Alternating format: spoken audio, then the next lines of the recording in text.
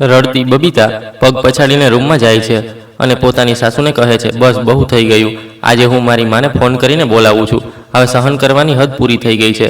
તરત જ રૂમનો દરવાજો બંધ કરીને માને ફોન લગાવવા લાગે છે.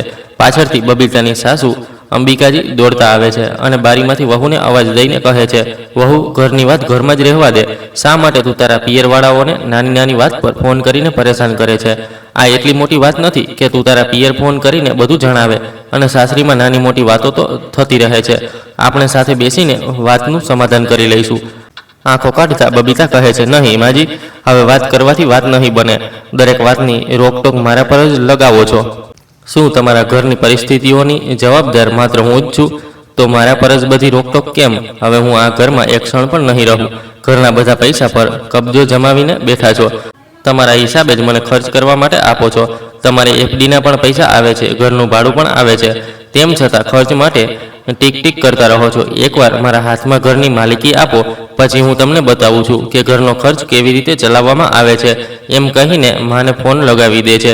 અંબિકાજી બહારથી પોતાની વહુને મનાવતા રહી જાય છે, પણ વહુ ફોન પર માને રડતા રડતા કહે છે, માં, તને ખબર છે આજે મારી સાસુએ મને કેટલું વઢ્યું?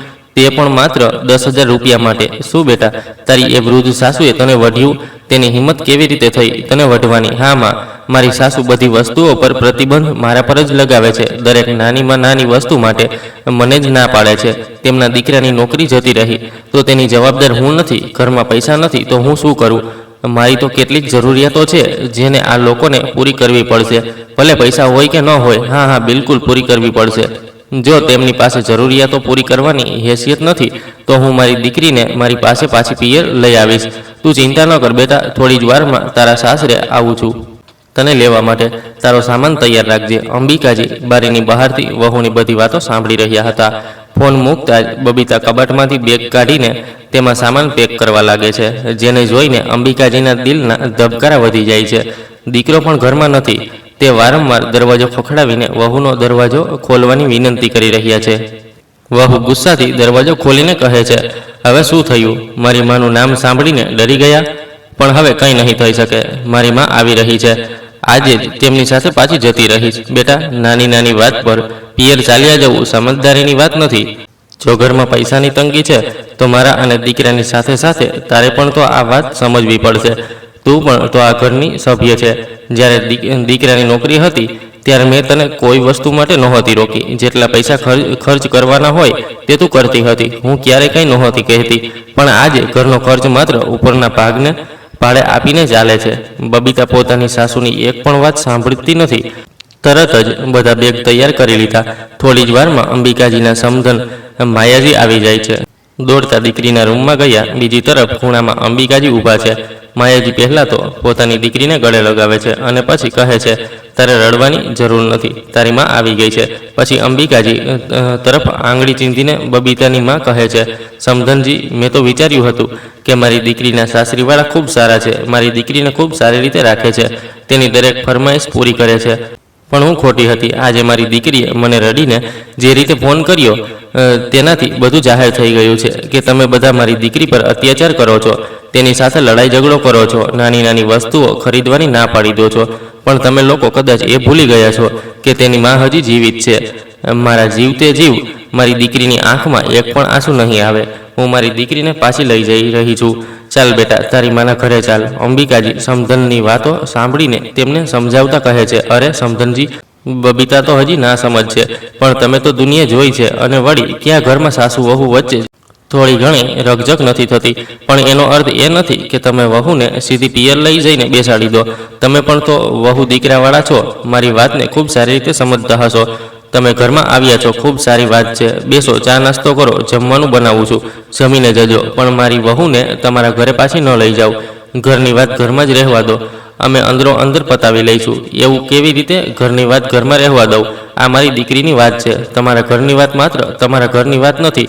મારી દીકરીને તમારા ઘરમાં આટલું દુઃખ તકલીફ છે અને તમે કહી રહ્યા છો કે હું તેને અહીં છોડીને જાઉં? આ તો શક્ય જ નથી. તમારી કારણે મારી દીકરીની આંખમાં આંસુ આવ્યા છે. હું તમને લોકોને પણ લોહીના આંસુ રડાવીશ, કોઈને નહીં છોડું. ચાલ બેટા, તારો સામાન ઉઠાવ અને તારી માના ઘરે ચાલ. અંબિકાજીના ખૂબ મનાવવા છતાં પણ બબીતા પોતાની મા સાથે પિયર જતી રહે છે. અંબિકાજી ખૂણામાં ચૂપચાપ ઊભા રહી જાય છે. આ તરફ સાંજે થાકેલો પાકેલો અંબિકાજીનો દીકરો સાહિલ આવે છે અને બબીતાને અવાજ દઈને કહે છે, અરે બબીતા, જરા એક કપ ચા બનાવી દે, ખૂબ માથું દુખે છે. અંબિકાજી પોતાના દીકરા માટે એક કપ ચા બનાવીને લઈ આવે છે. તો સાહિલ કહે છે, શું થયું માં? બબીતા ઘરમાં નથી? તમે મને આટલા ઉદાસ કેમ લાગી રહ્યા છો? શું વાત છે? કંઈ નહીં બેટા, તું મારી ચિંતા છોડ. તારું કહે, કેવો રહ્યો આજનો દિવસ? આજે તારા 2 ઇન્ટરવ્યૂ હતા, કેવા રહ્યા? શું લાગે છે આ બંનેમાંથી ક્યાંક તો તારી નોકરી લાગી જશે? હા માં, ઇન્ટરવ્યૂ તો બંને સારા ગયા છે. હવે જોઉં છું ક્યારે ત્યાંથી ફોન આવે છે. હું તો મારી તરફથી નોકરી શોધવાની પૂરી કોશિશ કરી રહ્યો છું, પણ લાગે છે કે આજકાલ મારું નસીબ જ મારો સાથ નથી આપી રહ્યું. જો આ બંનેમાંથી મારી જ નોકરી લાગી જાય તો હું બધું ઠીક કરી દઈશ. બબીતાને પણ ફરિયાદ કરવાનો કોઈ મોકો નહીં આપું. આમ તો બબીતા દેખાતી નથી. પોતાના રૂમમાં સૂઈ રહી છે કે શું? નહીં બેટા, ખચકાતા અંબિકાજી કહે છે, સવારે બબીતાને કરવા ચોથની શોપિંગ માટે 10,000 રૂપિયા જોઈતા હતા. બેટા, જો હું તેને 10,000 રૂપિયા આપી દેત તો હજી આખો મહિનો બાકી છે. ઘરનો ખર્ચ કેવી રીતે ચાલત? ખૂબ મુશ્કેલીથી ઘરનો ખર્ચ ચલાવી રહી છું. એ તો સારું થયું કે મેં કેટલાક પૈસા મારા બચતના રાખેલા હતા, જેનાથી 2-3 મહિના કામ ચાલી ગયું. પણ વહુ હજી અમારા ઘરની પરિસ્થિતિઓને, આર્થિક પરિસ્થિતિઓને સમજવા માટે તૈયાર જ નથી. તેના હાથ પહેલાંની જેમ હજી પણ ખુલ્લા છે. બસ આ જ વાતને લઈને જ્યારે જુઓ ત્યારે મોઢું ફૂલાવી લે છે કે હું આખા ઘરની માલકીન બનીને બેઠી છું. મને ઘરની માલિકી આપી દો, બધા પૈસા મને આપો, હું મારા હિસાબે ખર્ચ કરીશ. પછી જોજો કેટલું સારી રીતે ઘર ચલાવું છું. આખા ઘરના પૈસા પર આ ડોસી કુંડલી મારીને બેઠી છે. જો ખર્ચ કરે પણ છે તો એકદમ કંજુસાઈથી. ગઈકાલે પણ વહુએ પિઝા ઓર્ડર કરવા માટે પૈસા માંગ્યા હતા, જે બેટા હું ન આપી શકી. હવે તું જ કહે કે હું આટલા બધા પૈસા તેને કેવી રીતે આપી દઉં? એ તો સારું થયું તારા પિતાજીનું જે અમને 2 માળનું મકાન બનાવીને આપી ગયા હતા, એટલે હું ઘરનો ખર્ચ ચલાવવા માટે ઉપરના માળે ભાડે આપી દીધો, જેનાથી 5,000 રૂપિયા આવે છે અને ઘરનો ખર્ચ ચાલી રહ્યો છે. હા માં, આ વાત તો સાચી છે અને આમાં સૌથી વધારે એડજસ્ટમેન્ટ તો તમારે જ કરવું પડી રહ્યું છે. અમારો રૂમ તો પહેલાંથી જ નીચે હતો, પણ તમારો રૂમ જ્યારે ઘર બન્યું ત્યારથી ઉપર જ હતો. પણ તમને આ આર્થિક તંગીની કારણે પોતાના રૂમને છોડીને નીચે મહેમાનોવાળા રૂમમાં જઈને રહેવું પડી રહ્યું છે. તો શું થઈ ગયું બેટા? નીચે મહેમાનોવાળો રૂમ પણ તો અમારો જ છે. થોડુંક તો જિંદગીમાં ક્યારેક કેટલીક એવી પરિસ્થિતિઓ આવી જાય છે જેમાં આપણે તેના જ હિસાબે એડજસ્ટમેન્ટ કરવું પડે છે. જો નહીં કરીએ તો વધુ મુસીબતો આપણી સામે ઊભી થવા માટે તૈયાર હોય છે. એટલે આપણે વિચારી સમજીને કામ કરવું પડે છે. બેટા, થોડા ઘણા પૈસા માંદગી માટે પણ બચાવીને રાખવા પડે છે. પછી માં, શું થયું? બબીતાને તમે પૈસા ન આપ્યા તો તેણે કંઈ ન કહ્યું? હા બેટા, એટલે જ તો તેણે પોતાની માને ફોન કરીને બોલાવી લીધી અને મા સાથે પિયર જતી રહી. શું માં, બબીતા આટલી નાની વાત પર પિયર જતી રહી? મને પૂછવું પણ જરૂરી ન સમજ્યું? નાની નાની વાતોને પણ બબીતા સમજવાની કોશિશ નથી કરતી. હવે આટલી વાત પર પિયર જવાની શું જરૂર હતી? ચાલ છોડ બેટા, કોઈ વાત નહીં. હવે બબીતાનો ગુસ્સો પણ ઠંડો થઈ ગયો હશે તો તેને ફોન કર અને પાછી બોલાવી લે. નહીં માં, હું તેને ફોન નહીં કરું. ન તો તે મારી સાથે વાત કરીને ગઈ છે અને ન તો મને પૂછીને. અરે બેટા, આવી વાતો ન કરાય. વહુ આ બધી વાતો નથી સમજતી તો શું તું પણ નહીં સમજે? ઘર ગૃહસ્થીના ગાડામાં એકને તો ઝૂકવું જ પડે છે. જો બંને ગુસ્સામાં રહેશે ક્યારેય વાત નહીં બને. એટલે તું મારી વાત માન અને વહુને ફોન કર. ઠીક છે માં, હું થોડી વાર પછી બબીતાને ફોન કરું છું. મન ન હોવા છતાં પણ સાહિલ માના કહેવાથી બબીતાને ફોન કરવા માટે તૈયાર થઈ જાય છે. બીજી તરફ બબીતા પણ પોતાની માના ઘરે પહોંચી ગઈ છે. જ્યારે મોટા મોટા બેગ લઈને પહોંચી તો હોલમાં તેના ભાઈ ભાભી બેઠા હતા. બબીતાના મોટા મોટા બેગ સાથે પિયર આવેલી જોઈને તેની ભાભી ચેતના હેરાન રહી ગઈ. ભાઈ પણ હેરાન થઈને પૂછે છે, શું થયું બબીતા? બધું ઠીક તો છે ને? તો બબીતાની માં ખૂબ ગર્વથી કહે છે, શું સમજી રાખ્યું છે તે લોકોએ? મારી દીકરી સાથે ગમે તેવો વ્યવહાર કરશે અને હું સહન કરી લઈશ. લઈ આવી છું મારી દીકરીને મારા ઘરે. શું માં, તમે બબીતાને તેના સાસરે લેવા ગયા હતા? એવી પણ શું આફત આવી ગઈ હતી કે તમે લેવા ચાલ્યા ગયા? મને કહી દેતી તો હું ચાલ્યો જાત. શું થયું બબીતા? બધું ઠીક તો છે? હા ભાઈ, બધું ઠીક છે. હવે હું એક ઘર છોડીને આવી ગઈ છું. મારે નથી જવું એ ઘરમાં જ્યાં મારી કોઈ સાંભળતું નથી. મારી નાની નાની ફરમાઈશ પણ પૂરી નથી કરતું. માત્ર 10,000 રૂપિયા જ તો માંગ્યા હતા મમ્મીજી પાસે, તે પણ આપવાની ના પાડી દીધી. મારી માને જ જોઈ લો, તે ભાભીની દરેક ફરમાઈશ પૂરી કરે છે. બબીતાની ભાભી આ બધી વાતો સાંભળીને પરેશાન થઈ જાય છે, કારણ કે તે અંબિકાજીને ખૂબ સારી રીતે ઓળખે છે. દૂરના સંબંધમાં અંબિકાજી તેની ફોઈલ પણ લાગે છે. તે કહે છે, નહીં બબીતા, તને કોઈ ગેરસમજ થઈ હશે. મારા ફોઈજી એવું ક્યારેય ન કરી શકે. તે ખૂબ સારા છે. આંખો કાઢતા માયાજી કહે છે, વહુ તો તું શું કહેવા માંગે છે? મારી દીકરી ખોટું બોલી રહી છે. ત્યારે સોહન કહે છે, માં, બબીતાને નાની લડાઈ ઝઘડા પછી પિયર લઈ આવવું સારી વાત નથી. આંટીજી અને જીજાજીને કેટલું ખરાબ લાગ્યું હશે આ બધું જોઈને.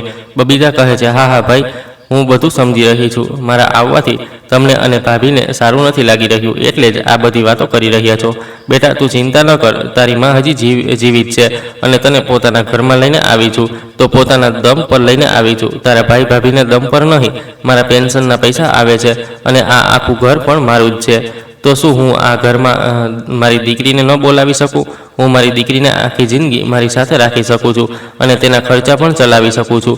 આખા 3000 રૂપિયા પેન્શન મળે છે મને. આ સાંભળીને ચેતનાથી રહેવાતું નથી અને તે કહે છે, માજી, આમ પણ અડધાથી વધારે પેન્શન તો દર મહિને દીદી જ લઈ જતી હતી. થોડા ઘણા અમારા માટે બચતા હતા. હવે તે ઘરમાં આવી ગઈ છે તો તે પણ અમારા ન રહ્યા.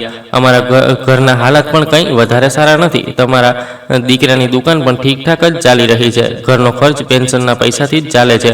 ખૂબ મુશ્કેલીથી અમે લોકો અમારા બાળકોની સ્કૂલની ફી કાઢી શકીએ છીએ. દરેક વસ્તુમાં કાપ મૂકીએ છીએ, ત્યારે જઈને ઘર ચલાવી શકીએ છીએ. તમે દીદીના લગ્નમાં જ બધું ફંડ ખર્ચ કરી દીધું હતું. તેમના માટે બધો સામાન ખરીદીને આપ્યો, સાથે સાથે ખૂબ બધા દાગીના પણ બનાવીને આપ્યા. બધું તેમના હિસાબે જ કર્યું હતું. અમારા માટે તો કંઈ બચ્યું જ નથી. થોડુંક પેન્શન હતું, તેમાં પણ અડધા પૈસા બચતા હતા. હવે તમે દીદીને ઘરે લઈ આવ્યા છો તો તે પણ નહીં બચે. વહુની વાત સાંભળીને માયાજી ગુસ્સાથી આગબબૂલા થતા કહે છે, સોહન, તારી પત્નીની જીભ ખૂબ વધારે ચાલવા લાગી છે. મેં ગરીબ ઘરની છોકરીને એટલે જ મારા ઘરની વહુ બનાવી હતી કે તે અમારા ઘરમાં ઝૂકીને રહેશે, દરેક વસ્તુમાં એડજસ્ટ કરીને રહેશે. અમે જેવું કહીશું, જેવું ઈચ્છીશું તેવું કરશે. પણ હું જોઈ રહી છું કે કેટલાક દિવસોથી તારી પત્નીની જીભ કંઈક વધારે ચાલવા લાગી છે. આ સાંભળીને ચેતનાની આંખોમાં આંસુ આવી ગયા. બંને બાળકોનો હાથ પકડીને તે રૂમમાં જતી રહી. અરે મહારાણી, હવે રૂમમાં ક્યાં જઈ રહી છે? મારી દીકરી આવી છે. રસોડામાં જઈને તેના માટે સારું સારું ખાવાનું બનાવું. બતાવ બેટા, શું ખાઈશ? જે તું ખાઈશ તે તારી ભાભી પાસે બનાવીશું. માં, આજે હું ઘરનું ખાવાનું નહીં ખાઉં. સાસરે ઘરનું ખાવાનું ખાઈને કંટાળી ગઈ હતી. મારી વૃદ્ધ સાસુ મને કંઈ પણ બહારનું નહોતી મંગાવવા દેતી. હંમેશા પૈસાની તંગી જણાવતી રહેતી હતી. આજે ઓનલાઈન ઓર્ડર કરીશ, બધું મારી પસંદનું મંગાવીશ. ઠીક છે બેટા, તારે જે મંગાવવું હોય તે મંગાવી લે. તારી મા પાસે પેન્શનના પૈસા આવે છે. કોઈની સામે હાથ ફેલાવવાની જરૂર નથી. ફોન કાઢીને બબીતા અલગ અલગ પ્રકારના 2-3 પિઝા ઓર્ડર કરી દે છે. સાથે બર્ગર, ફ્રેન્ચ ફ્રાઈઝ, ઘણું બધું બહારનું ખાવાનું મંગાવી લે છે. પોતાના રૂમમાં બેસીને બધું ખાવા લાગે છે. ત્યારે જ સાહિલ બબીતાને વિડીયો કોલ કરે છે. બબીતા પણ એ બતાવવા માટે કે તે પોતાની માના ઘરે કેટલી ખુશ છે, વિડીયો કોલ ઉપાડે છે. સાહિલ કહે છે, બબીતા, તું કીધા વગર પિયર કેમ જતી રહી? અહીં માં અને અમે બંને તારા માટે કેટલા ચિંતિત હતા. બબીતા ફોન પર પોતાના સામે રાખેલા પિઝા, બર્ગરને બતાવતા કહે છે, મારી ચિંતા ન કર, હું હવે મારી માના ઘરે આવી ગઈ છું. ખૂબ સુખી છું. જો જે મને ખાવું હતું તે મેં ઓર્ડર કરી લીધું. મારી માએ એકવાર પણ ના ન પાડી. તારી માં તો નાની નાની વાત પર પણ રોકટોક લગાવે છે. આખા ઘરની માલકીન બનીને બેઠી છે. ભાડાના પૈસા રાખે છે અને એફડીના જે પૈસા આવે છે તે પણ તે જ રાખે છે. મને તેમની સામે હાથ ફેલાવીને પૈસા માંગવા બિલકુલ પસંદ નથી. બબીતાની નાસમજ ભરેલી વાતો સાંભળીને સાહિલને ગુસ્સો આવી જાય છે અને તે ફોન કાપી નાખે છે. પાસે બેઠેલા અંબિકાજી કહે છે, બેટા, ફોન કેમ કાપી નાખ્યો? માં, મેં તેની સાથે વાત કરવા માટે ફોન કર્યો હતો, પણ તે તો પોતાના પિયરની હેકડી બતાવી રહી છે. રહેવા દે તેને પોતાની માના ઘરે. પૂરા કરી લેવા દે તેના બધા અરમાન. જ્યારે તેને અમારી જરૂર હશે ત્યારે આવી જશે. બબીતા સિવાય પણ મારી પાસે ઘણું કામ છે. એકવાર નોકરી મળી જવા દે, પછી હું બધું ઠીક કરી દઈશ. થોડા દિવસોમાં કરવા ચોથ આવવાનો છે. ચેતના પોતાની સાસુને કહે છે, માં, આજે કરવા ચોથ આવવાનો છે. વિચારું છું કે મારા માટે એક સાડી ખરીદી લઉં કરવા ચોથ પર પહેરવા માટે. હા માં, ભાભી સાથે હું પણ બજાર જઈશ. મારે પણ કરવા ચોથની સાડી ખરીદવી છે. મેં મારી સાસુ પાસે કરવા ચોથની શોપિંગ માટે 10,000 રૂપિયા માંગ્યા હતા તો તેમણે ના પાડી દીધી. માત્ર 5,000 રૂપિયા આપી રહી હતી. માં, શું 5,000 રૂપિયામાં સાડી ખરીદાય છે? મારા લગ્નની રોજિંદા ઉપયોગમાં પહેરવાની સાડીઓ મેં 2,000ની ખરીદી હતી અને તે મને કરવા ચોથ પર 5,000 રૂપિયા આપી રહી હતી. દીકરીના હાથમાં 10,000 રૂપિયા મૂકતા માયાજી કહે છે, જા બબીતા, તારી પસંદની સાડી ખરીદી લે અને તેની મેચિંગની બંગડીઓ પણ ખરીદી લેજે. પાસે ઊભેલી ચેતના કહે છે, માં, મારે પણ તો સાડી લેવી છે, મને પણ પૈસા આપી દો. તારે સાડી ખરીદવાની શું જરૂર છે? જૂની સાડી રાખી હશે તે જ ડ્રાય ક્લીન કરાવીને પહેરી લે. અને હજી શિયાળામાં તારા પિયરમાં લગ્ન છે, મારે ફરીથી નવી સાડી અપાવવી પડશે, તો ત્યારે અપાવીશ. કરવા ચોથ પર જૂની સાડીથી કામ ચલાવી લે. સાસુનો બેવડો વ્યવહાર જોઈને ચેતનાનું મન પોતાની સાસુ અને નણંદ માટે ખરાબ થઈ જાય છે. દરરોજ બબીતા ભાભી પાસે ખાવા પીવાની ફરમાઈશ કરતી રહે છે. ક્યારેક આ બનાવી દે તો ક્યારેક તે બનાવી દે. આખો દિવસ ચેતના રસોડામાં ઊભી રહે છે. બાળકો પર પણ ધ્યાન આપી શકતી નથી. બબીતા અને તેની માં હોલમાં બેસીને વાતો કરી રહ્યા છે અને હોલમાં ચેતનાના બંને બાળકો રમી રહ્યા છે. રમતા રમતા ચેતનાની દીકરી પડી જાય છે, જેનાથી તેના બંને ઘૂંટણમાં ખૂબ જોરથી વાગી જાય છે. લોહી નીકળવા લાગે છે. તે ખૂબ વાર સુધી રડતી રહી, પણ બબીતા અને તેની માએ પોતાની પોતરીને ન ઉઠાવી. બંને રૂમમાં જતી રહી. તે જ સમયે સોહન પોતાની દુકાન પરથી પાછો આવ્યો તો જુએ છે કે માં અને તેની બહેન આરામથી રૂમમાં બેસીને વાતો કરી રહ્યા છે. પાસે જ દીકરી રડી રહી છે, પણ કોઈ તેને ઉઠાવી નથી રહ્યું. સોહનને ગુસ્સો આવી જાય છે અને તે કહે છે, માં, જરા બહાર આવો, કંઈક વાત કરવી છે. બંને બહાર આવી જાય છે. માં, બહુ થઈ ગયું, હવે તમે માં દીકરી આ ઘરમાં આરામથી રહો. અમે બંને અમારા બાળકોને લઈને આ ઘર છોડીને જઈ રહ્યા છીએ. મારી પત્ની આખો દિવસ રસોડામાં રસોઈ બનાવવામાં વ્યસ્ત રહે છે. ન તો બાળકોને સારી રીતે ભણાવી શકે છે, ન તો તેમના પર ધ્યાન આપી શકે છે. બાળકોની પરીક્ષા ચાલી રહી છે, તો શું બબીતા તેમને થોડું ભણાવી પણ ન શકે? ઘરમાં કોઈ કામ નથી. આખો દિવસ બંને લોકો બેસીને આરામથી વાતો કરતા રહો છો. ન તો ઘરના કોઈ કામમાં હાથ બતાવો છો અને ન તો બાળકોને સંભાળો છો. ઉપરથી પોતાના પૈસાનો રોફ અલગ બતાવો છો. રહો પોતાના પૈસા અને પોતાની દીકરી સાથે. અમારી પાસે જેટલા પૈસા છે તેટલામાં અમે આરામથી રહી લઈશું અને એકબીજાને સમય પણ આપી દઈશું. આ સાંભળીને બબીતા અને તેની માં દંગ રહી જાય છે. જો ભાઈ ભાભી ઘર છોડીને ચાલ્યા ગયા તો તેમની ફરમાઈશ પૂરી કોણ કરશે? ખાવાનું કોણ બનાવશે? ઘર કોણ સંભાળશે? બેટા, તું ઘર છોડીને ચાલ્યો જઈશ તો અમારી દેખભાળ કોણ કરશે? તમે બંને અમારા એકમાત્ર વહુ દીકરા છો. તમારું કર્તવ્ય છે અમારી દેખભાળ કરવું. માં, મારું કર્તવ્ય તમારી દેખભાળ કરવાનું બને છે, તો બબીતાનું કર્તવ્ય પણ પોતાની સાસુ અને પતિની દેખભાળ કરવાનું બને છે. પણ તે તો પોતાના સાસરાની ખામીઓ ગણાવતા થાકતી નથી. થોડું પણ એડજસ્ટમેન્ટ પોતાના સાસરે નથી કરી શકતી. હવે બસ, બહુ થયું, હું નહીં રહું આ ઘરમાં. ત્યારે જ અંબિકાજીનો ફોન બબીતાની મા પાસે આવે છે અને તે કહે છે, સમધનજી, મારા દીકરાને નોકરી મળી ગઈ છે. તમે ચાહો તો જે રીતે પોતાની દીકરીને તેના સાસરેથી લઈ ગયા હતા તે જ રીતે પાછા મૂકી જાઓ. હું કેમ પાછી મૂકવા આવું? સાહિલને મોકલી દો, તે લઈ જશે. નહીં સમધનજી, જે રીતે તમે પોતાની દીકરીને લઈને ગયા હતા તે જ રીતે પાછી મોકલી દો. મારો દીકરો બબીતાને લેવા નહીં આવે અને દીકરો પણ બબીતાને લાવવા માટે તૈયાર નથી. જો તે સાસરે આવવા માંગે છે તો જેમ તમે લઈ ગયા હતા તેમ જ તેને પાછી મોકલી જાઓ. લગ્ન પછી દીકરીઓ પિયરમાં નહીં સાસરે જ સારી લાગે છે. આનાથી વધારે અમારે તમને કંઈ નથી કહેવું. આગળ તમે પોતે સમજદાર છો. આટલું કહીને અંબિકાજી ફોન કાપી નાખે છે. દીકરીના આવવાથી ઘરના જે હાલાત અને પરિસ્થિતિઓ બની રહી હતી કે દીકરો વહુ પણ બબીતાની કારણે ઘર છોડવા માટે તૈયાર હતા. ક્યાંક માયાજીના ઘરનું વાતાવરણ બગડી ન જાય એટલે તે પોતાની દીકરીને તેના સાસરે મોકલવા માટે રાજી થઈ જાય છે. દીકરીને કહે છે, બબીતા, તારી સાસુનો ફોન આવ્યો હતો. સાહિલની નોકરી લાગી ગઈ છે. હવે તું તારા સાસરે આરામથી જઈને રહી શકે છે. માયાજીને અંદરથી એ ડર સતાવી રહ્યો હતો કે ક્યાંક દીકરીની કારણે તેમના વહુ દીકરા હાથમાંથી ન નીકળી જાય. તે તો એક યા બીજા દિવસે પોતાના સાસરે જતી જ રહેશે. મારે તો મારા દીકરા વહુ સાથે જ રહેવાનું છે. બબીતા પણ ક્યાંક ને ક્યાંક માનો ઈરાદો સમજી જાય છે અને તે કંઈ પણ કહ્યા વગર સાસરે જવા માટે રાજી થઈ ગઈ. આ તરફ માયાજી પોતાના દીકરા વહુને જતા રોકતા કહે છે કે બેટા, બબીતા પોતાના સાસરે જઈ રહી છે. હવે તમે લોકોને ક્યાંય જવાની જરૂર નથી. આ જ ઘરમાં રહો. આ ઘર તમારું પણ છે. આ ઘર છોડીને જશો તો 4 લોકો મેણા મારશે અને મને જાત જાતના સવાલો કરશે કે તમારા વહુ દીકરા ઘર છોડીને કેમ ચાલ્યા ગયા અને દીકરી સાસરેથી પિયરમાં આવીને કેમ બેઠી છે. બબીતા પોતાની માની આ બધી વાતો સાંભળી લે છે અને તેને આજે અહેસાસ થઈ રહ્યો છે કે તેણે સાસરેથી પિયર આવીને કેટલી મોટી ભૂલ કરી છે. આજે જ્યારે મારી ભાભી ઘર છોડીને જઈ રહી છે તો સમાજના 4 લોકો મને સવાલ કરશે. મને પિયર મોકલવા માટે અને પોતાના વહુ દીકરાને રોકવા માટે હાથ પગ જોડી રહી છે, બધું કરી રહી છે. પણ મેં તો મારી સાસુની એક પણ વાત નહોતી માની. મારી સાસુએ પણ કેટલાક હાથ પગ જોડ્યા હતા. મારા આવ્યા પછી તેમણે પણ કેટલું બધું સાંભળવું પડ્યું હશે. બબીતાને કેટલીક વસ્તુઓ સમજાવવા લાગી હતી અને તે ચૂપચાપ પોતાના સાસરે પહોંચી ગઈ. સાસરે માયાજી બબીતાને લઈને પહોંચે છે તો સાહિલ અને અંબિકાજી પોતાની વહુના આવવાની રાહ જોઈ રહ્યા હતા.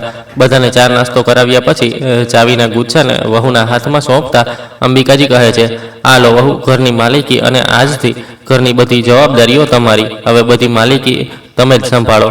આમ પણ મારી ઉંમર થઈ ગઈ છે, હવે મારાથી આ બધું સંભાળાતું નથી. ઘરમાં વહુ છે તો તે જ ઘર ગૃહસ્થી સંભાળે. બાકી ક્યાંથી કેટલા પૈસા આવે છે એ તો તમને ખબર જ છે. હવે તે બધા પૈસા તમે જ લેજો અને તમારા હિસાબે ઘર ગૃહસ્થી ચલાવજો. આશા રાખું છું કે તમે મને નિરાશ નહીં કરો. આ જોઈને માયાજી શરમાઈ જાય છે કે જે સાસુ વહુ વચ્ચે તે કલહ પેદા કરી રહી હતી, કેટલી સરળતાથી એ જ સાસુએ આજે ઘરની બધી જવાબદારીઓ અને માલિકી પોતાની વહુને હસતા હસતા આપી દીધી. જ્યારે હું તો મારી વહુને ગણી ગણીને પૈસા આપું છું, હંમેશા તેને દબાવીને રાખું છું, આખા ઘરમાં રોપ જમાવું છું. ક્યારે વહુ દીકરાને કંઈ બોલવા દેતી નથી. જ્યારે આખી ઘર ગૃહસ્થીને મારી વહુ જ સંભાળે છે. તેમ છતાં હું તેની સાથે સીધે મોઢે વાત નથી કરતી. આજે બબીતાની સાથે સાથે તેની માની પણ આંખો ખુલી રહી હતી. ત્યારે જ બબીતાના સાસરે પાછળથી તેના ભાઈ ભાભી બાળકોને લઈને આવી જાય છે. અરે ભાભી, તમે પણ આવી રહ્યા હતા તો અમારી સાથે જ આવી જતા. અરે નહીં નહીં, એ તો ભોઈનો ફોન આવ્યો કે તમે લોકો પણ આવી જાઓ એટલે અમે લોકો આવી ગયા. રસોડામાં અંબિકાજી બધા માટે નાસ્તો લેવા જાય છે તો પાછળથી ચેતના પણ આવી જાય છે.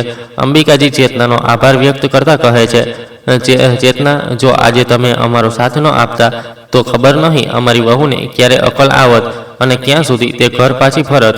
હા ફોઈજી, મારી નણંદ અને તમારી વહુને પાઠ ભણાવવા માટે જ મેં અને સોહને ઘરથી અલગ રહેવાનું નાટક કર્યું હતું. નહીં તો પોતાની સાસુને એકલા છોડીને એક જ શહેરમાં અલગ રહેવાનો કોઈ મતલબ નથી. એ તો માત્ર એક નાટક હતું અને સારું થયું કે એ નાટકથી બબીતાને અકલ આવી ગઈ અને સાથે સાથે માજી પણ ડરથી પોતાની દીકરીને સાસરે છોડી ગયા. હા બેટા, આ તો તમે સાચું કહી રહ્યા છો. અંબિકાજી અને ચેતનાજી આટલું કહીને હસવા લાગે છે. થોડી વારમાં બધા લોકો ચાલ્યા જાય છે. આ તરફ બબીતાએ ઘરની જવાબદારીઓ પોતાના માથે લઈને એક મુસીબત વહોરી લીધી છે. પહેલાં દરેક વાત પર સાસુને મેણા મારનારી અને ખોટો ખર્ચ કરનારી બબીતા હવે દરેક ખર્ચને ડાયરીમાં લખવા લાગી છે. વિચારી સમજીને ખર્ચ કરવા લાગી છે. કેટલાનું કરિયાણું લાવવાનું છે, કેટલા પૈસા દૂધના આપવાના છે. ઘરમાં 4 લોકો આવતા જતા હોય તો તેમનો પણ આવવા જવાનો ખર્ચ જોવાનો છે. ખૂબ મુશ્કેલીથી બબીતા ઘરની જવાબદારીઓ સંભાળી રહી હતી. ઘણીવાર તેનું મન થયું કે તે સાસુને ચાવીનો ગુચ્છો પાછો આપી દે, કારણ કે ન તો તે પોતાના મનનું કરી શકતી હતી અને ન હાથ ખોલીને પૈસા ખર્ચ કરી શકતી હતી. સાહિલની નોકરીના પૈસા આવ્યા હોવા છતાં પણ બબીતા પૈસા આ રીતે ખર્ચ કરતી હતી કે પછી તેની પાસે કંઈ પણ બચતું નહોતું. પણ પોતાની સાસુને પણ કંઈ કહી શકતી નહોતી, કારણ કે જ્યાં સુધી સાસુ પાસે માલિકી હતી ત્યાં સુધી તે તેમને કોસતી જ રહેતી હતી કે તમે ખૂબ કંજૂસાઈ કરો છો, પૈસા છુપાવીને રાખો છો, ખર્ચ કરવા માટે આપતા નથી. પણ આજે જ્યારે પોતે ઘરની માલિકીની જવાબદારી પડી તો તેને લોટ તેલનો ભાવ સમજાઈ ગયો. 2 મહિના પણ નથી વીત્યા. થાકી હારીને ચાવીનો ગુચ્છો પોતાની સાસુ પાસે લઈ ગઈ અને બોલી, માજી, આ ચાવીનો ગુચ્છો અને ઘરની માલિકી તમે જ સંભાળો. મારા બસની વાત નથી. મને આ બધું શીખવવામાં ખૂબ સમય લાગશે. હા, મને આ 3-4 મહિનામાં એટલું તો સમજ આવી ગયું છે. મારી નાસમજીના કારણે ખૂબ બધી સમસ્યાઓ થઈ છે. હવે હું મારી એક ખરાબ આદતો સુધારવાની કોશિશ કરીશ, પણ ઘરની માલિકી નહીં લઉં. તમે તમારા હિસાબે ઘરનો ખર્ચ કરો. જ્યાં સુધી તમારા હાથમાં માલિકી હતી હું હાથ ખોલીને પૈસા ખર્ચ તો કરી લેતી હતી, પણ જ્યારથી પોતાના પર ઘરની જવાબદારી લીધી છે ત્યારથી પોતાના માટે કંઈ પણ વિચારી શકતી નથી. પાસે બેઠેલો સાહિલ હસતા હસતા કહે છે, કેમ, શું થયું બબીતા? પહેલાં તો તને માની માલિકી બિલકુલ નહોતી ગમતી અને આજે જ્યારે તારી પાસે ઘરની માલિકી આવી ગઈ છે તો તું ચાવીનો ગુચ્છો પાછો આપી રહી છે. હા હા સાહિલ, તું પણ મારી મજાક ઉડાવી લે. મને હજી આ બધી વસ્તુઓ શીખવામાં ખૂબ સમય લાગશે. જ્યારે અમારા બાળકો થઈ જશે ત્યારે અમે પણ અમારી જવાબદારીઓ નિભાવતા શીખી જઈશું. માજી, મને માફ કરી દો. મેં નાસમજીમાં ઘણીવાર તમારું દિલ દુખાવ્યું છે અને સાહિલ, તું પણ મને માફ કરી દે. મને સમજાઈ ગયું છે કે મારે કઈ રીતે મારા સાસરે રહેવું છે. અંબિકાજી વહુને ગળે લગાવતા કહે છે, અરે વહુ, તું ચિંતા ન કર. આટલું પરેશાન થવાની જરૂર નથી. હજી અમે અને સાહિલ છીએ તારા માટે અને હું તને ધીમે ધીમે ઘર ગૃહસ્થીની બધી વસ્તુઓ શીખવી દઈશ. સાસુ માત્ર રકઝક કરવા માટે નથી હોતી, પણ સાસુનું કામ પોતાની વહુને ઘર ગૃહસ્થીની વાતો શીખવવાનું પણ હોય છે. હા માજી, તમે ઠીક કહી રહ્યા છો. પાસે બેઠેલા સાહિલને અંબિકાજી કહે છે, અરે સાહિલ, દિવાળી આવી રહી છે, જા વહુને એક સારી સાડી અપાવી આવ. દિવાળી પર મારી વહુ નવી સાડી પહેરશે. માજી, તમે પણ અમારી સાથે ચાલો. મેં તમને ક્યારે નવી સાડી ખરીદતા નથી જોયા. અમારી સાથે એક નવી સાડી તમે પણ ખરીદી લો. સાસુ વહુના આ પ્રેમને જોઈને સાહિલ મનોમન ખૂબ ખુશ થઈ રહ્યો છે. અને બીજી તરફ બબીતાની માં પણ હવે પોતાના વહુ દીકરા સાથે સારો વ્યવહાર કરવા લાગી છે. હવે તેમના પર કોઈ રોપ નથી જમાવતી. તો દોસ્તો, સાસુ વહુનો સંબંધ માત્ર રકઝક સુધી સીમિત નથી હોતો. સાસુ આપણને જિંદગીની એવી શીખ આપે છે જે હંમેશા આપણા કામ આવે છે. જો માં આપણને જન્મ આપે છે, તો સાસુ પણ આપણને એક માની જેમ જ ઘર ગૃહસ્થીની બારીકીઓ શીખવે છે. નાના જો ના સમજી કરે છે અને જો મોટા થોડી પણ સમજદારી બતાવે છે, તો ઘરમાં બધું ખૂબ સારું ચાલતું રહે છે. તો દોસ્તો, તમને અમારી આજની વાર્તા કેવી લાગી? જો પસંદ આવી હોય તો કોમેન્ટ કરીને જરૂર જણાવજો અને પ્લીઝ ચેનલને લાઇક એન્ડ સબસ્ક્રાઈબ જરૂર કરી દેજો. ધન્યવાદ.